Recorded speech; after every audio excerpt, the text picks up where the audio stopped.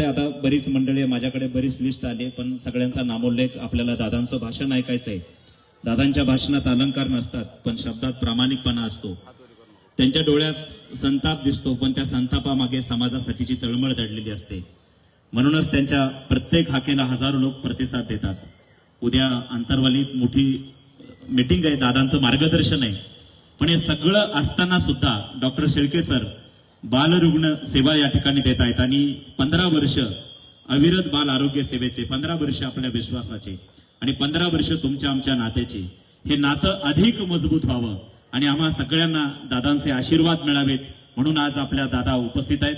या Shri Narayani child care युनिटच्या 15व्या वर्धापन दिन सोहळ्याला मार्गदर्शन करण्यासाठी महाराष्ट्राचा संघर्ष योद्धा माननीय मनोजदादा जरांगे पाटील यांना मी विनंती करतो, आपण या वर्धापन दिन सोहळ्याच्या कार्यक्रमाप्रसंगी आम्हा सर्वांना मार्गदर्शन करावं. आपण सगळ्यांनी जोरदार टाळ्या वाजवायच्या.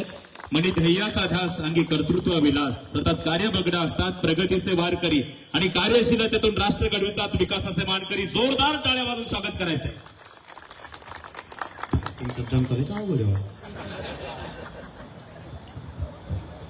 छत्ती शिवराय सुंदन करून आपल्या व्यासपीठावरही महंत लक्ष्मण महाराजजी भिंगडे, आपले स्वामी योगीराजजी महाराजांचं नाव गिरीबाबा,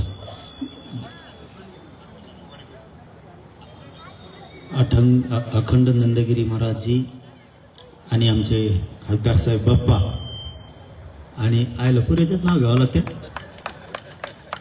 हो ना, व्यासपीठावरचे म्हणतो काय मला सोडून द्या, नाव घेतलं बाप्पाला अवघड असतंय. तुम्ही 7-8 सोडेलेत मतदानाचं अवघड होऊन बरं का. घ्यायचे तर कचाकच पुरे घे जा, नाही तर उगाच सोडून दे जा. नसलेलं पुढं तुमच्या मागं लागायचं पुढच्या वर्षी.